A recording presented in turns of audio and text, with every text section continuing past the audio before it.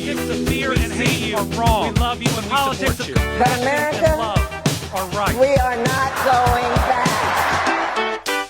Hey everybody, welcome to episode 29 of Raised Red Living Blue. We're continuing our Pride Month special, and thank you to my personal friends Jamie Miller and Joey Morris for joining me today. Yeah guys, how are y'all? Well, Pride Month is almost coming to a close. We got, what, 8 days left? I mean, I How don't many wear days are in watches, June? so I can't remember. I'll just look at my. Yeah, we got 3 freckles left. Well, when you mentioned that last week, you're like, we've got to get on this because Pride Month is almost over. And that's how I feel every year. I feel like I thaw out for Pride Month just in time for it to be the door shut on me. I guess I need to start like thawing out for Pride Month in May. Well, time flies when you're having fun. Like it was an awesome month so far. So I mean, we've got a lot going on. Yeah. Have y'all done any of the events in town? We did the parade. Normally, I don't know why, but it's like every other year we're in town for it. So I was excited that we were at the beach the week before Pride for the parade and all that, and I was excited that we got that trip out of the way and then we could come back and actually participate this year. And, you know, I need to be out there more, just in general, with my life. Yeah. It's the first time in a long time where I feel good mentally and physically, so I want to get out and just hang out with my people as much as I can. And you know, I didn't participate in a lot of events this go around because normally I'm like, oh, let's go bowling, let's go skating, even though I don't know how to skate. But you know, I hold on to the wall and try my best and like to scoot around. I did a lot of events like of the weekend of Pride with the parade, which rained, and Did you walk in it? I rode in a convertible and then nearly drowned when it became a pool. Oh. Because it rained, and so like it was. I felt really thankful that someone had offered up their convertible, but I felt really bad. I was I forgot about that. Yeah, Raining inside the convertible. Yeah, it rained inside the convertible, so I was like, well, this just became a hot tub. So Pay for you. right, Detail for you. right. With being the vice chair of diversity and fair housing with the association here in Birmingham, I went and helped them set up the tent and sat out there for a couple hours, spreading the good news of fair housing and what the good work we've been doing here in the area. Did y'all have a good turnout? What was it like working that event? It was good turnout. I don't think we had a very prime spot, like a location, but we were toward the back this year, and but there was a bar like in sight. Okay. So, you know, not that we drank on the job, but there were people who were coming to that bar. Yes. So on their way, we kind of tried to, I'm not saying like snatch them up, but like catch them, let them see like, hey, you know, here's a pamphlet, scan this QR code, you know, find out, you know, what's been going on. Because we had a graphic, because none of I think it was like 0, I can't remember the numbers, but it's like 0, 67, and then like 3 and a big number. But that was just to say that 0 counties in Alabama have fair housing protections. Right. And like 3 cities, Montevallo, Birmingham, and I think Mobile, are the only 3 cities with fair housing protections in place. Do you know, and this might be a good question for Ryan, but so we have federal fair housing laws. So then why do we also need like local protections? We have federal fair housing protection laws, but there was a court case that was ruled that you couldn't discriminate against sexual orientation or gender identity. And with the current presidential administration, like repealed those protections. So they're still in place for the workplace. But as it pertains to fair housing, like with us, those are not present. Okay. In the absence of federal things. Yeah, so okay. I forget that, and this is kind of the big thing with being a realtor and upholding our realtor code of ethics, is we have those 2 additional protections in there of sexual orientation and gender identity. And so, so we have that. We have those protections under our code of ethics. But yeah, you're right. Those 2 aren't in fair housing laws. Okay, so yeah, we only have 3 cities in the state of Alabama who have those in place. That is correct. I did not know that. I learned something new today. Right. I made a big Facebook post about it because I like It was so went on good. there and like was like, this is why you have to get involved, because if not you, then who? Yeah. And I think that a lot of people take for granted the volunteer opportunities that come through the association, Right. because like it is volunteer, so you're not getting paid for it, and it does take, I won't say a lot of time, because we try to not like interfere with people's businesses, but you know, the folks at the association really do take a lot of their own personal time to make things happen. It's just up to us to like that power in numbers. Yep. So, you know, we have a good council that comes together, and, you know, the advocacy groups that come together and, you know, make sure that people are aware of these things. But, you know, it's people, our Instagram feeds and our Facebook feeds look completely different than our consumers. So while we may see what each other post, the consumers may not. So it's up to us to kind of push that message out so that people can see, you know, because I may see what you see, but our consumers may not see that at all. I thought it was a great post, and taking something like, hey, I choose to spend my time in these volunteer leadership roles and capacities, and taking the opportunity to say, you know, this is what that means, and this is why I take this time to do these things, and why it's important, and how it impacts, you know, all consumers, not just the ones that you may work with, but everybody. Yeah, because I mean, when people want to work with folks who seem like they know what they're doing. If that makes sense. Right. Because like I do love me a good realtor, the REELTOR, you know, the realtors who are on Instagram and Facebook who make the funny reels, which I love. I love to laugh at them. You know, we send them back and forth to each other. But the thing is that like when the consumer's looking to work with somebody, they want to work with someone who is up to date on the laws, and who is up to date with the market. And so trying to do that whole, you know, when I was putting out my business plan, it was always education and empowerment always came to the forefront. So it was like, okay, well, what can I do to teach people so that they feel empowered to make better decisions? Yep.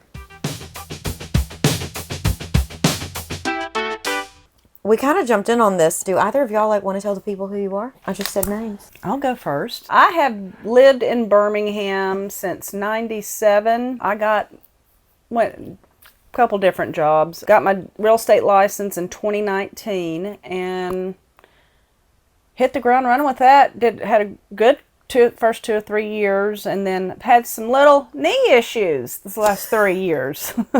So I'm trying to get my business ramped back up right now. I feel good mentally and physically, so I'm just trying to put myself out there and do something that I've never done before.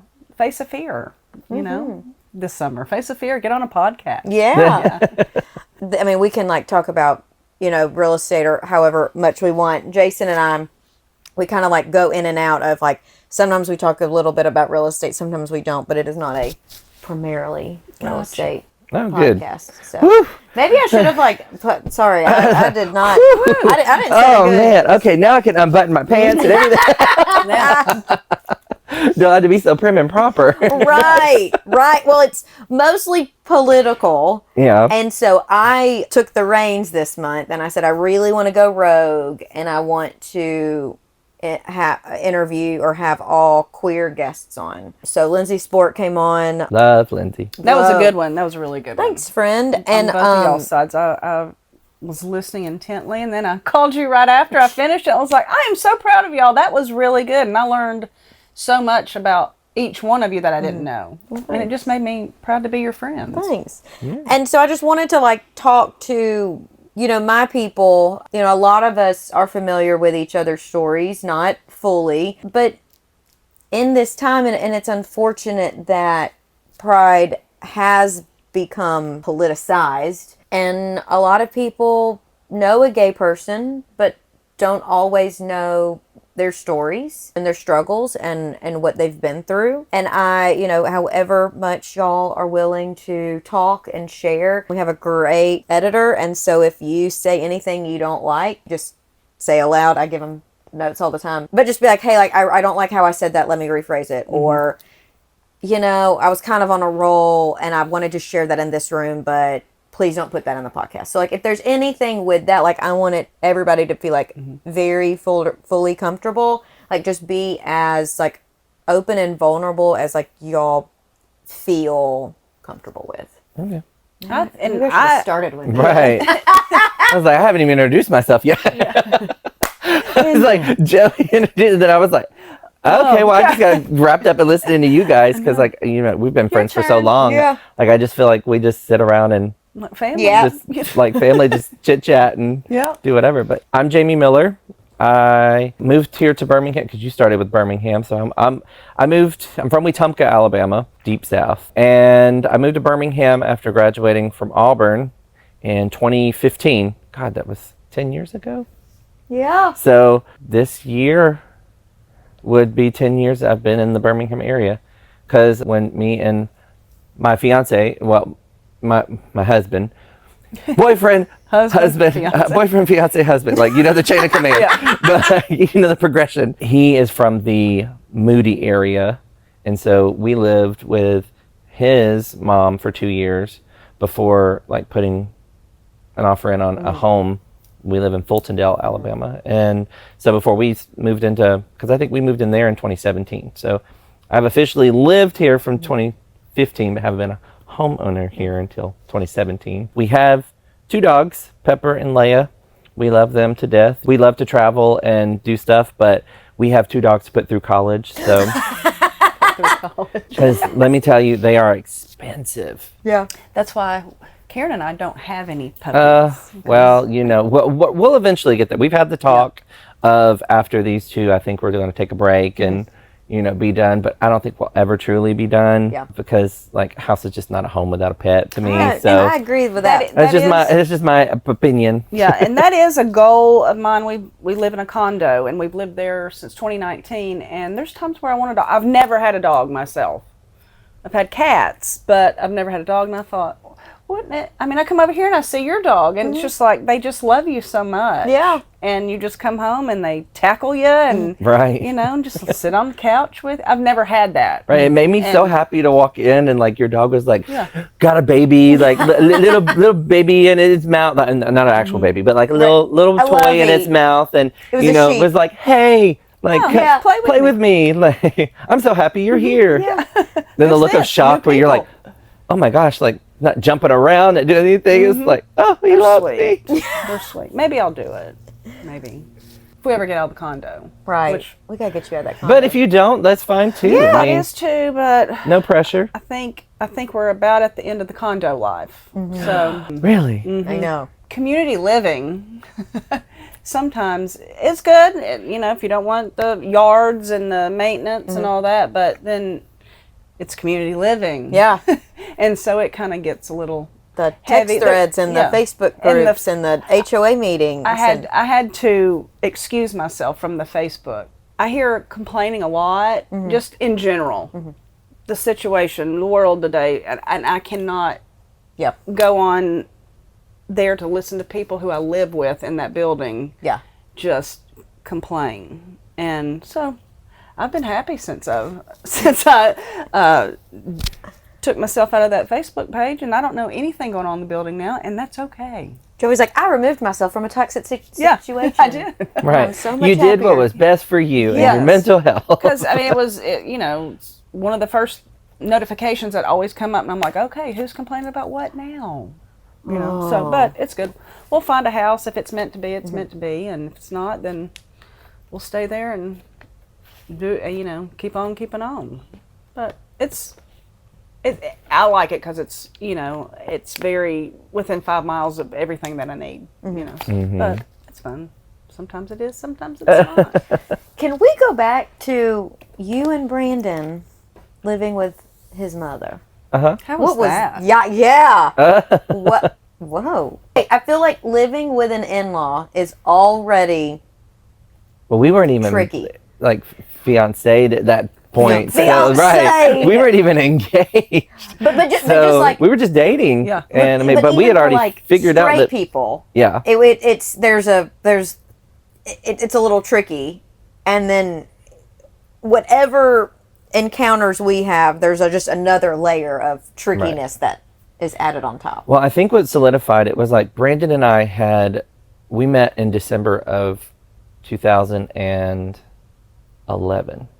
And so In Auburn. And so we had already been together, and like we had lived separately for maybe like a year and a half, because that was one thing that we were both big on, was like during the honeymoon phase, because it's always like the sweetheart phase where like everything is, but then after that first year, like you start noticing little things or things that they say, things that they do that like, ticks that they have that, get on your nerves, for lack of a better term. And so like we wanted to have those moments, those safe spaces where like we could enjoy each other's company, but then like at the end of the night we could go home. Yeah. That's very smart and wise. Yeah, about a year and a half, 2 years into it, we rented a place, rented a house, because we also were tired of living in like the community. Like I lived in an apartment, I've lived in mobile homes, so like I've the college life. Yeah. Yep. And so we were like, well, let's rent a house.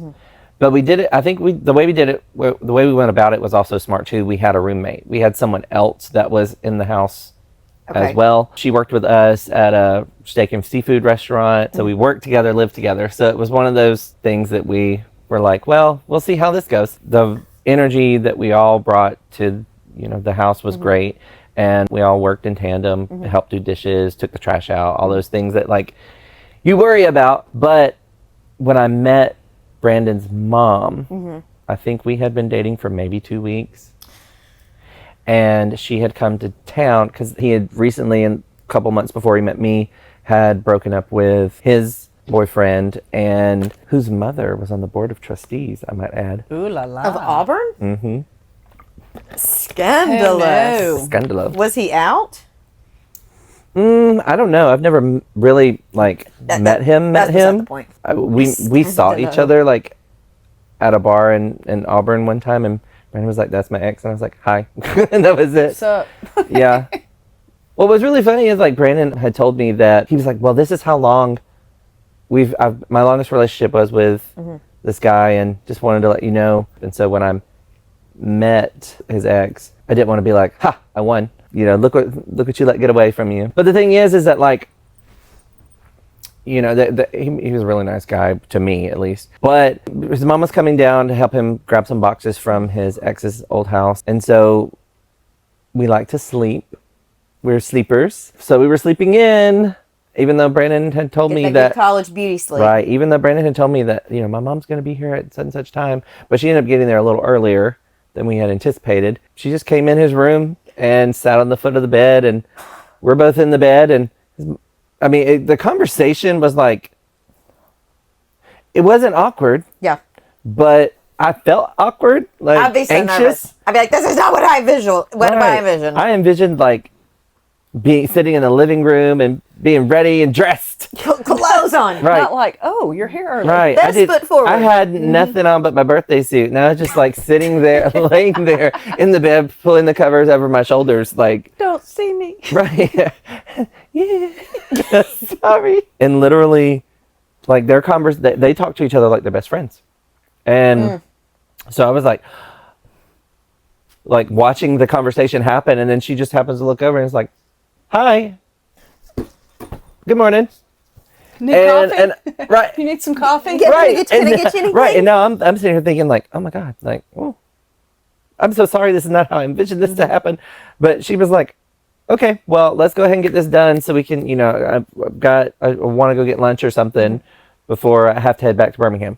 But how cool is that you knew really early on that his mother was okay with it. Right. And you didn't have to.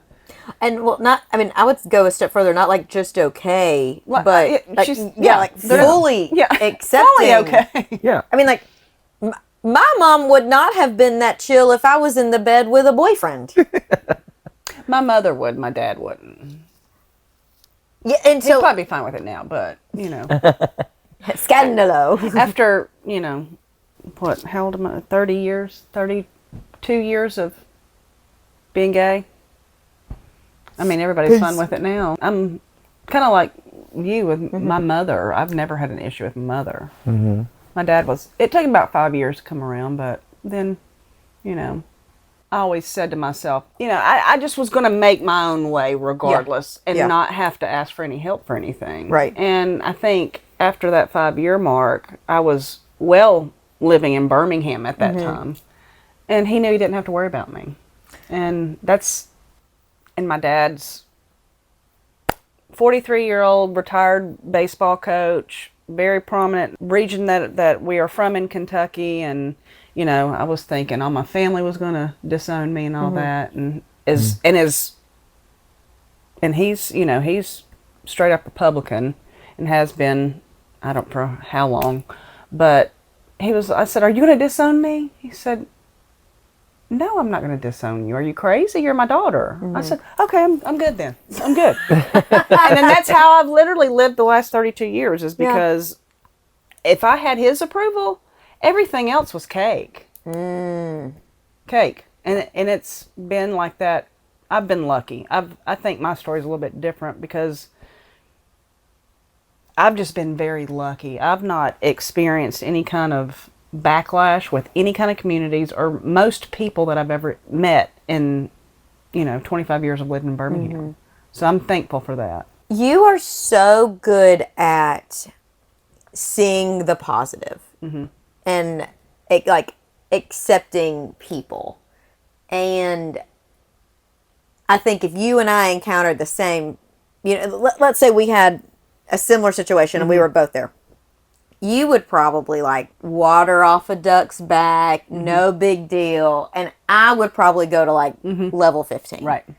I'll be like, But I've been on fuck. Yeah. But you got to understand, I was at that headspace and years ago. I mean, it was in my late 20s and probably a good part of my 30s I was like that because when I was that age, gay marriage wasn't legal, and that's when my generation we were all not fighting, but it was really like, what's the big deal to get this passed? It's been gay people have been around forever and ever. They're still going to be around. So and then when the marriage got legal, and it was like finally, and then so I feel like pre 2015 was kind of my era to speak my truth and really just get into a lot of the things that I just don't get into now. Sometimes you get to an age of like where I am now, I'm just like, this is me. And for the first time in my life, I really don't care. I don't have to care. I don't have to care if you're talking about me behind my back. Right. Let them, let them. Let them, because I'm still gonna live my life the way that I've always have. I think that people's personalities and the way they approach life is kind of like a nature versus nurture type ordeal. That's a good point. Because growing up, like you were saying, like I was lucky.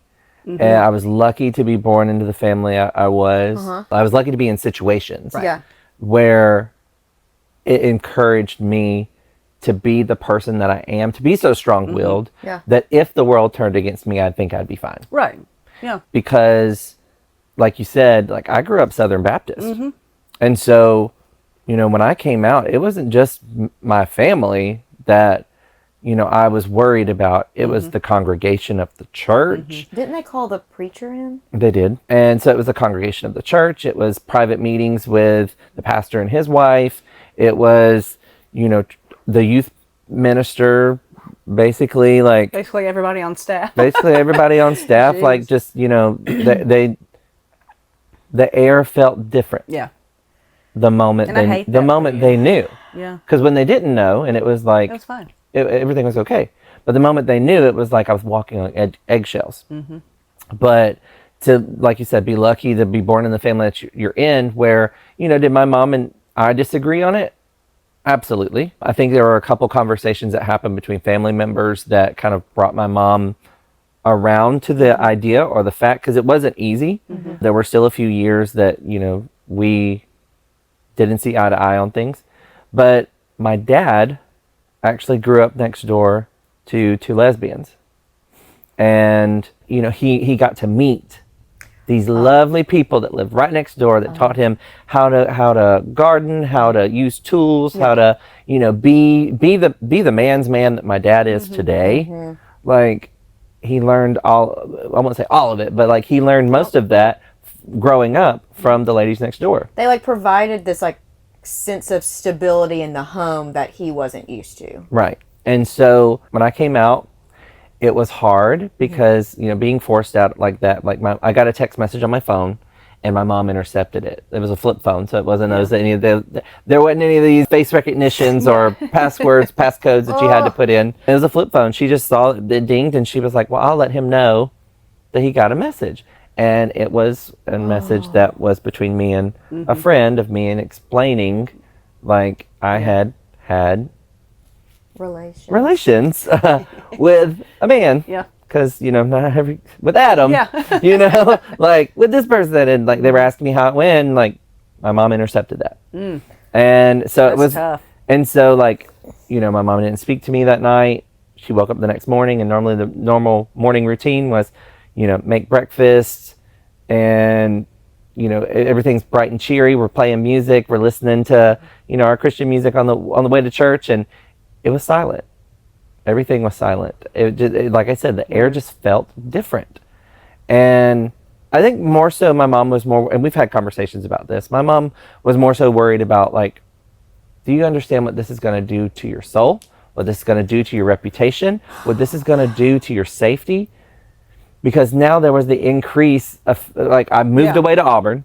I was no longer under the roof, under like her eye, to make sure that I wasn't doing anything that I shouldn't be doing.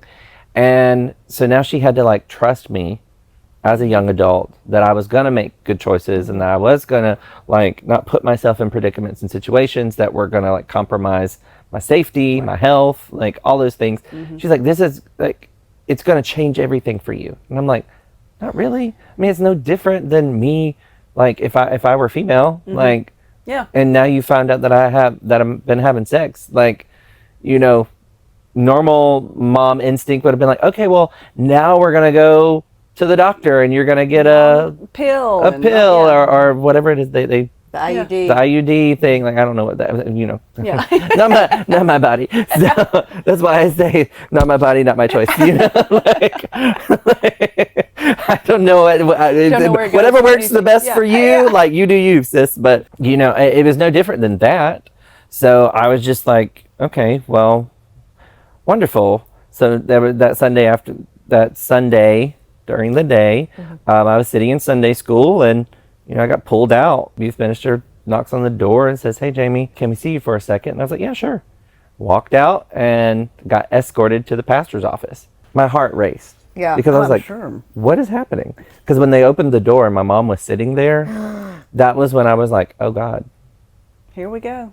Because I knew that notification, because I went back and I looked at my messages and stuff, that notification never came through. Right. So I sort of was like, somebody saw this. Somebody had to have seen this, or like, maybe I saw it and just like missed it, like halfway, like maybe I was half asleep. Yeah. Like, what happened? But then I'm very quick at putting dots together. If y'all haven't noticed that by now, like I'm very quick at putting a series of events and being like, this is what it is. And the moment that the door opened and I saw my mom there, everything made sense. Why dinner? Why like when she went to bed, she just went to bed without saying goodnight. Why breakfast being made that morning, I was talking to her and she wasn't saying a thing. The ride to church, the radio was not on. We were just riding in silence. Like it was, you know, and in that moment, I was thinking, oh God, she knows how she told Dad. And she hadn't. And like, I remember I got home that afternoon, like, because obviously I'm going to finish this conversation about the pastor basically was like, it's been brought to our attention that this is what's happened. Is it to our attention? It's like, is it true? Yeah. And I was just had to be like, yeah. And like, because at that point, what do you do? Oh no. Right, yeah. No, that wasn't me. Right. Like, I meant Alyssa, not Adam. Like, you know, like trying to change the names up. Right. Like, and so it was like, okay, well, you know, what do we do? And I sat there quietly, and they were like, well, we had all had our suspicions while you were in school, while you were in high school, but we had never heard anything been acted on, or this. It was very like sometimes the details are fuzzy, because I literally sat in that chair in the pastor's office, and I was like, my body was on idle. Yeah. Like I was like, just nod your head, shake, like nod your head, agree to everything that they want to do, because the quicker you can get out of this room, out of this church, out of this, like it wasn't that I would like, nobody has treated me.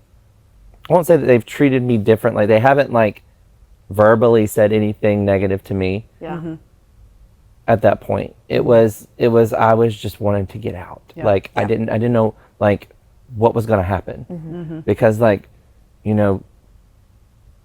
back in when you read the Bible, like they be stoning people and throwing them in the lake of fire or something. Like it was just like public flagellation, right? And so it's like, oh my God, like what do I do? Like, am I literally going to be this? Like, am I going to be brought up to the front of the church and like lay hands? They're gonna lay hands on me and like pray the gay away? Like what are they gonna do? God, that would be terrible. My mind just started racing, and like I literally was just sitting there like, okay. And I felt like the entire sermon, because the pastor didn't say anything to anybody, but the entire sermon, I kind of felt like, how sometimes you feel like the eyes are on you, and I felt like I was under the microscope at that point, and I was just that little ant under the microscope who's just frying, like my skin was crawling, and I was just like, oh my God, how do I get through this? Right. And I mean, I even had I was flipping through my Bible trying to find things that would make me feel better, and I found one passage that was I'm paraphrasing it, but it's like, lean not into your own understanding, because I had to sit here and think. I was like, how I perceive what's happening right now may not even be a bad thing. And so like I went home that afternoon, and my mom went to the store, and I texted her and was like, hey, like I'm so sorry for what's happened, like have you told Dad? And she's like, no, that's up for you, that's for you to do. And I didn't have a vehicle at the time, so my dad had to drive me back to Auburn. So I waited until we were turning on to I-85 to be like, hey, so can I tell you something? And he was like, yeah, what's up? And I turned the radio down, and I said, so Mom found da-da-da-da, told him the whole story, gave him the whole rundown, and then I was like, yeah, and I'm gay. And I was thinking, I waited till he got on the interstate, because I was like, well, if he's going 85 miles an hour, he drives a stick shift, he can't open the door and push me out at the same time.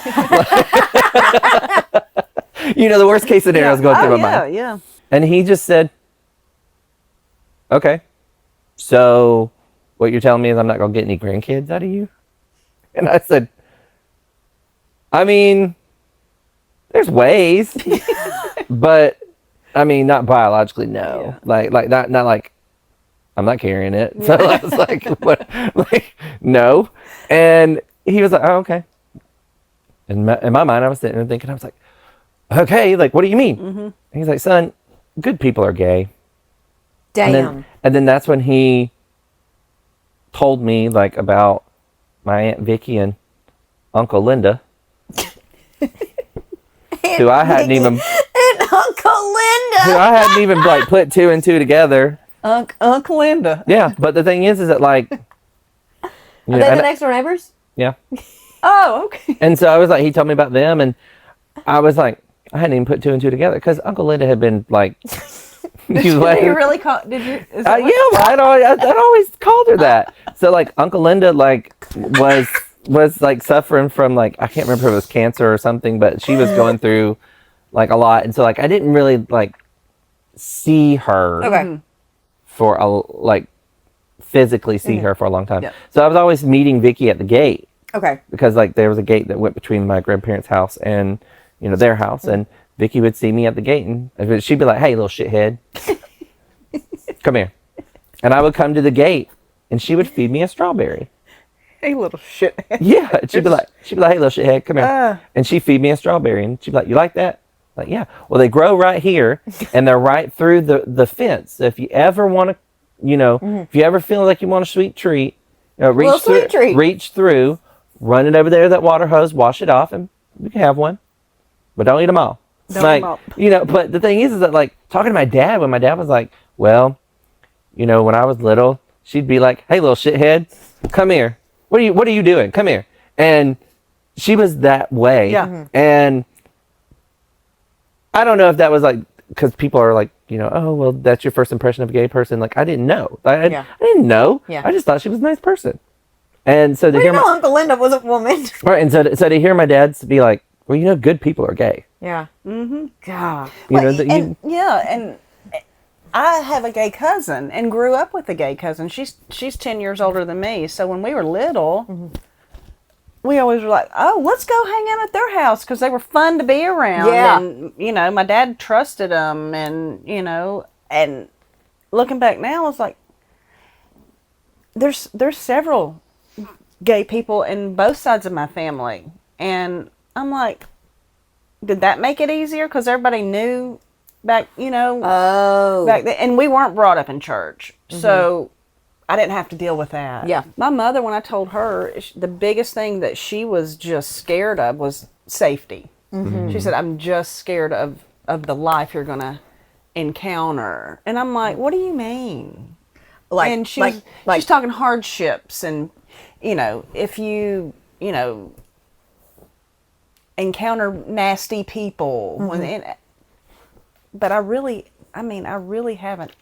I've been lucky. Yeah. I haven't had anybody ever say anything negative to my face. And they may say it behind my back, but I don't know. I will say that's one thing about the South, and everybody kind of chime in. Like, we're real good around here about not saying a bunch of things to people straight up. But it's these little side comments and innuendos. And I think like what we would describe, especially in like learning a lot these past few years, is like more like microaggressions. So yeah, I don't think, no one's ever like hollered at us. Yeah. You lesbian? Right? Fucking dykes. Like that's never happened. Peace out. But like, have there been family functions where I was told it was better for Steph to not attend? And it's these little things that it's like, oh, how big of a deal is that? But you're like, It's a very big deal. but what that says is my relationship is less than because it's different. And somebody else, And you can we had that. sacrifice. Yeah, we had that can too. sacrifice. Because my mom and dad, like when I was dating, I ended up dating a boy who was originally from Wetumpka, and we came home one holiday, and I was like, well, I'd love for you to meet my parents. Yeah. And he was like, yeah, and I'd love for you to meet my mom. And like, he was coming over to the house to pick me up for us to go to the movies or something. And my dad was like, he can come over here and pick you up, but he can't come in the house. And it was like, well, what? Why? You just said they were. Yeah, but he was like, well, he was also being respectful of my mom. Like, because he was like, well, your mom's not comfortable with it. And, I just don't think it'd be wise for us to, welcome him in and, with your mama not being comfortable with that. And he was being respectful of her, because it was her house as well and her space. So like, like I said, like my mom has come around. Right. Trust me. She's like a huge supporter now. But also like I've been out for 14 years now? God. Is it 14 years? No. Because it would have been 2010. So yeah, 15 years that I've gone through this, because literally it was, God, thinking about it now, it was Pride Month. It was Pride Month when this all happened, because I was in an internship, summer internship with the Auburn University Career Center. I'm doing Camp War Eagle stuff. During this time. So, also that added pressure of going through all of this stuff and also trying to make sure that none of that comes to the forefront during an internship. Like, because, like some people, like when they're dealing with stuff at home, like it's very prevalent, like in the workforce. Oh, yeah. Sure. So trying to like, when this happens and I walk in and my like boss at the time is, happy, cheery, chipper person that she was, and it's like, how was your weekend? And it's like, well, I came out to my parents. and I'm probably going to be It was cut a off. dumpster fire. Right. I'm probably going to be cut off both financially and relationally. Like, sorry. Like, it was just, It wasn't a great weekend. right. So was a like shit literally all I did was the Southern thing to do. How was your weekend? It was good. It was good. And that was it. Like, it was good. And like moved on to the next thing. Yeah. Because you just kind of repress that and like move on. But I mean, like, Yeah. it really took a toll on me when the pastor, because the pastor didn't let this go. Oh. And he's not a bad man Right. at all. Like, he was just doing what, in his heart he felt was, the best course of action. And he wanted to meet for lunch. And he brought his wife up, who had been my Sunday school teacher, and, who had been somebody who had watched me grow up from like third grade on. So he was like, this is someone he has rapport with, and he obviously wants to listen to me. And so I let him, like, he took me to lunch, and I think it's really funny that, they're going to try and talk to me about being gay, and then took me to Five Guys. I was sitting there eating my burger, and I was listening to what they were saying. And like I said, my body was just like on idle. Like my mind was just like trying to listen and comprehend like where they were coming from. Because that's the kind of person I always am, is like, I want to know where you're coming from before I try to like assert my opinion or my worldview on you. And hearing from them, it was very much a like, wouldn't say that like, yeah, they were trying to save me, but I think it was more of a, we don't want to lose you. We want to bring you back into the fold. Like, we want you to be a part of the church. We want you to be a part of the congregation, but we can't accept this part of you. So it was like they were compartmentalizing that one part, and I kind of felt like they wanted that one part. If that one part could just go away, then I would be a better person. And so, thank goodness, like, whatever upbringing that I had, that my parents instilled in me, that like the only person who can change what you think about you is you.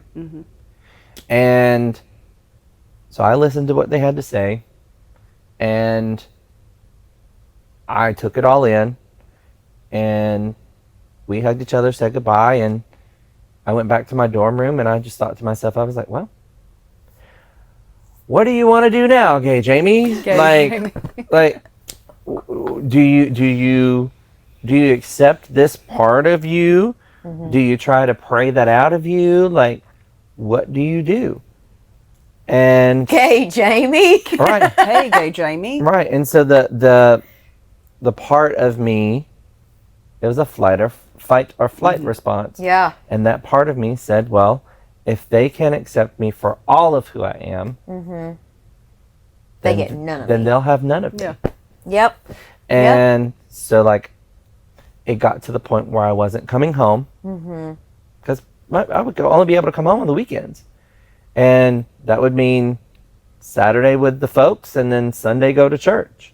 And so, And in multiple environments where you could not show up as your true, authentic self. right. And so, I told myself that, even my dad had told me this back in the day, like, people don't have to go to church to be Christian. Right. And so I told myself, well, if this is how it feels being part of a church, then I guess my spiritual journey between me and the Holy Trinity is going to be with myself. And that's okay too. And that is. I mean, Brandon has we've talked it out, because it's on trauma. Like, we don't talk about that part of it as well, because people are like, oh, they don't want to be a part of the church. They don't want to go to church. Like, well, because Brandon has even brought it to me. He's like, why don't you just want to go to church? Like, let's go to church. And I'm like, I do want to go to church. I'm just scared to go to church. Yeah.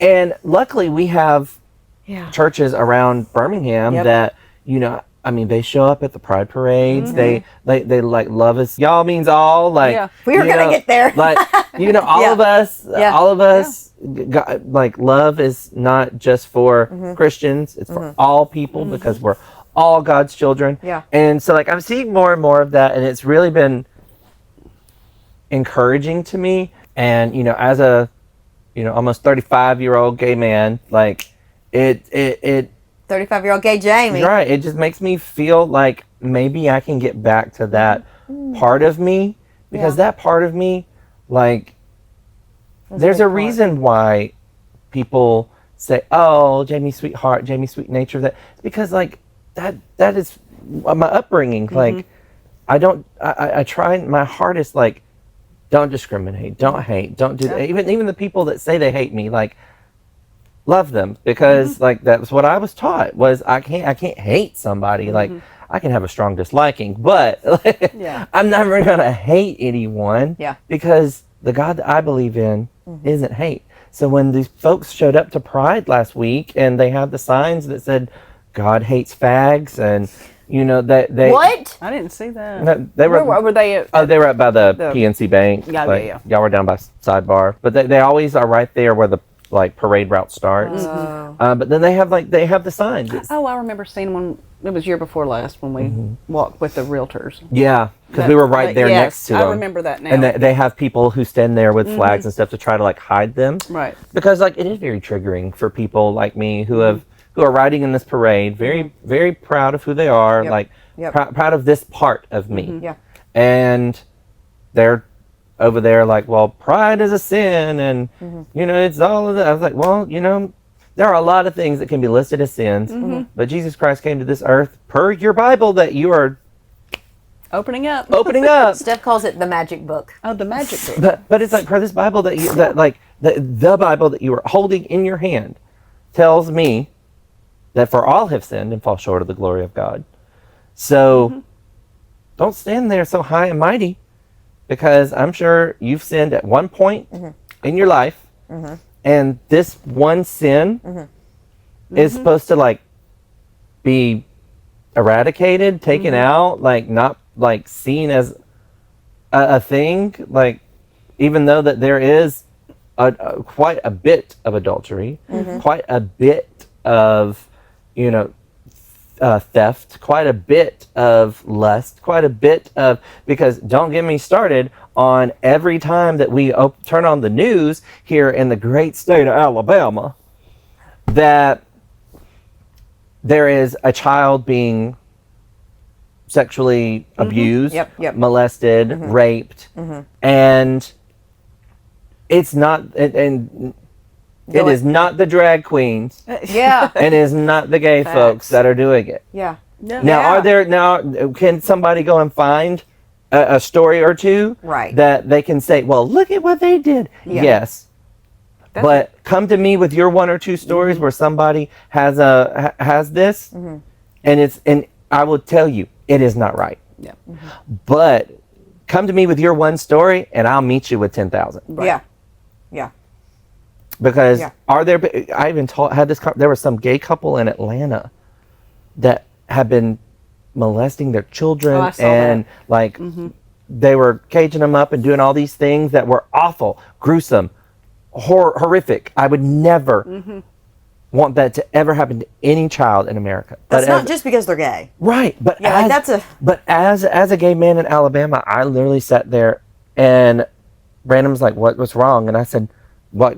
Because we were watching it on the news, like, and I said, people like that, and that one story, is going to skew the perception of everything that, like, we are working toward, because Brenda and I would love to have kids one day. I would love to have little Jamie's and little Brandon running around, but the thing is like, number one, that costs a lot of money, and number two, there's people out there who would treat them differently simply because of who their daddies are. Who are your fathers? Hey, fellow Blue Dots, thank you for tuning in to our Pride Month special. You can find all our episodes on Apple Podcasts, Spotify, and YouTube.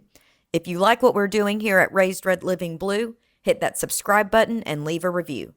Connect with us on social media via Instagram and TikTok. Keep up the fight. We will see y'all next week. Politics of fear and hate are wrong. We love you and politics of But America, love are right. we are not going